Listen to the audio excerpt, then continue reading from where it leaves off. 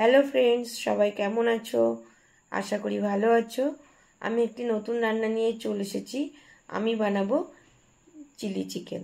তার জন্য নিয়ে নিয়েছি এখানে 2 কেজি চিকেন।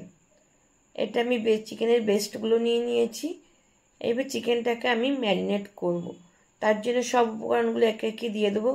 প্রথমে দেবো 4টে ডিম, দিয়ে দেবো 3 চামচ রসুন বাটা, 2 চামচ আদা বাটা,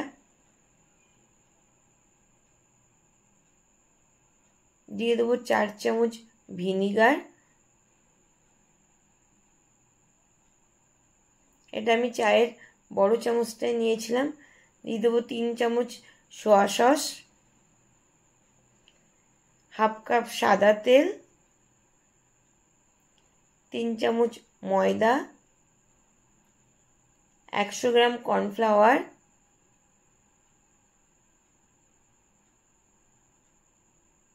স্বাদ মতো লবণ,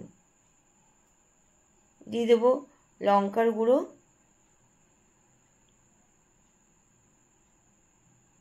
আর দেবো সবশেষে গোলমরিচ গুঁড়ো।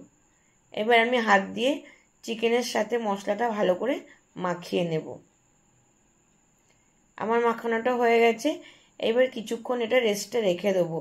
1 ঘন্টা অথবা 2 ঘন্টা রেখে দিলে ভালো হয়।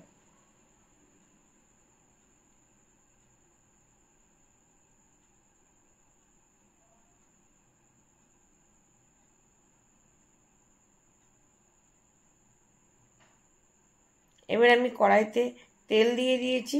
চিকেনগুলোকে আমি একটা একটা করে ভেজে তুলে নেব। এটা কম আঁচে আস্তে আস্তে ভাজতে হবে। আমি সুবিধার জন্য 2টো কড়াই ইউজ করেছি যাতে তাড়াতাড়ি হয়ে যায়। আপনারাও এই টেকনিকটা অবলম্বন করতে পারেন। চিকেনগুলো সব আমার ভাজা হয়ে গেছে। এবার ওই ভাজা তেলটাতেই দিয়ে দেবো আদা কুচি, রসুন কুচি আর লঙ্কা কুচি।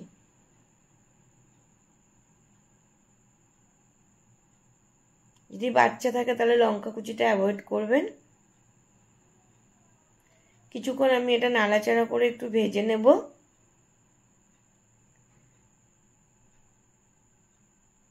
তারপর দিয়ে দেবো সোয়া সস 3 চামচ, দিয়ে দেবো 4 চামচ ভিনিগার, আর দেবো টমেটো সস। টমেটো সসটা আমি প্রয়োজন বুঝেই দিয়েছি। দেবো চিলি সস, দিয়ে মশলাটাকে একটু ভালো করে কষিয়ে নেব। সামান্য দিয়েছি লঙ্কার গুঁড়ো কালারের জন্য। এবার কিউব করে কাটা পেঁয়াজগুলো আমি দিয়ে দেব। দিয়ে দেবো ক্যাপসিকাম, দিয়ে মশলাটার সঙ্গে ভালো করে মাখিয়ে নেব।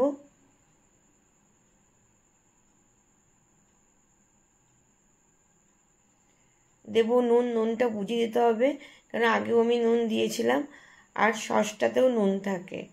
এদিকে আমি আরেকটা কড়াইতে গরম জল বসিয়ে দিয়েছি। তার মধ্যে 2 চামচ কর্নফ্লাওয়ার গুলে নিয়েছি। চিকেনের সাথে মশলাটা কষানোর পরে ওই কর্নফ্লাওয়ার গুলা জলটা আমি দিয়ে দেবো। দিয়ে কিছুক্ষণ এটা ফুটিয়ে নেব। আস্তে আস্তে ধিমে আঁচে আমি এটা ফুটিয়ে নেব। দিয়ে দেবো স্বাদ মতো চিনি। এটা একটু মিষ্টি মিষ্টি হলে ভালো হয়, এজন্য চিনির পরিমাণটা একটু বেশিই দেব। তাহলেই আমার রেডি হয়ে যাবে চিলি চিকেন। আপনারা এইভাবে করে দেখবেন, আশা করি ভালো লাগবে।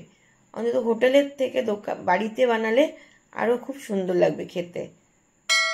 এবার একটা পাত্রে আমি সার্ভ করে নিয়েছি। যদি আমার রান্নাটা